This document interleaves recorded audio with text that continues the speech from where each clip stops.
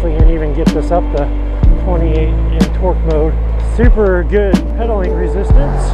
We're almost at 28, we did it. I have to stop and take a break. We're at 2% now, barely getting any help from the battery. No suspension on this bike, no rear suspension, no suspension Z-post, no suspension fork. Here we are with the Velotric Tempo 1.